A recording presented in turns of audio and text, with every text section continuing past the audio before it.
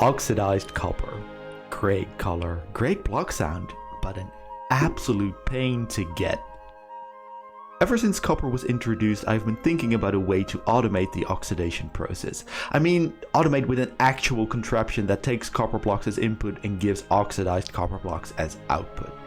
And after hours of fiddling, I think I've done it. The result is a mad machine that is super satisfying to watch.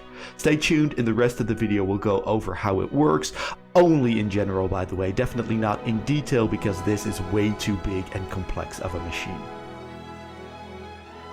To get your oxidized copper so far, you've probably found a big area, spread out your blocks and waited a long time. Then you've collected it all again. That's fine, that's easy enough, there's nothing wrong with that. To improve efficiency, you can expand in the horizontal or the vertical dimension and get even more copper per hour. But that's boring and we're not going to do that. Instead, we're going to expand into the most awesome dimension of all, time.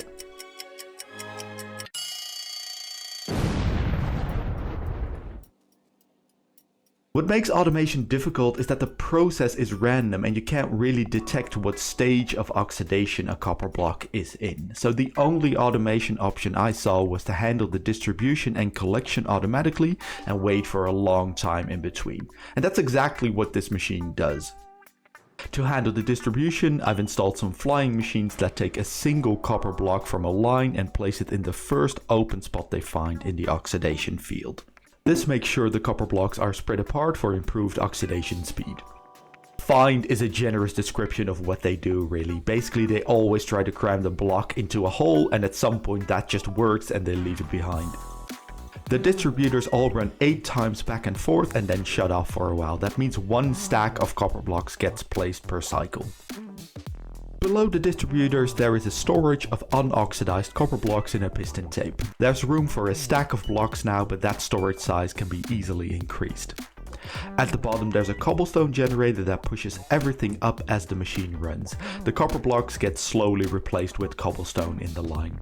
When you want to load more copper blocks, you can set the storage to fill mode and hop into a minecart. Just hold right click and copper blocks will be placed as you go. The cobblestone is pushed out of the piston tape at the top while you do this, so you just replace the cobblestone with copper blocks again in the storage.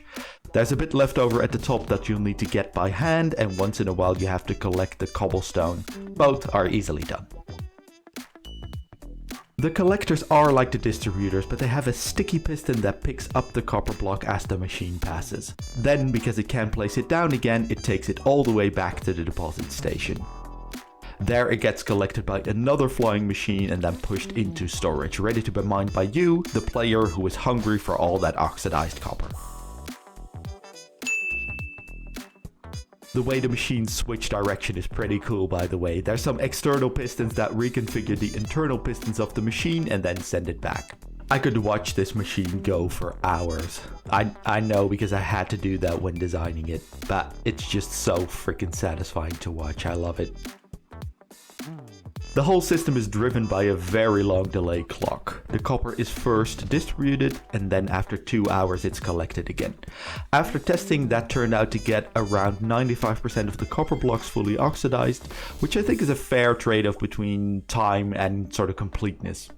The whole loop runs only 8 times so that it doesn't fill up the collection system with cobblestone and break it, then it shuts off completely until you manually start it again.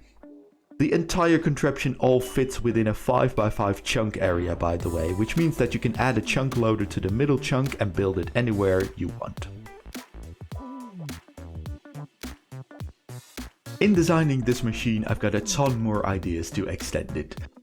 For example, the refilling of the machine is pretty slow, so I think that needs to be an AFK-able job for a few minutes. You'd get new copper blocks in your inventory at the start of the minecart rail or something to make that happen.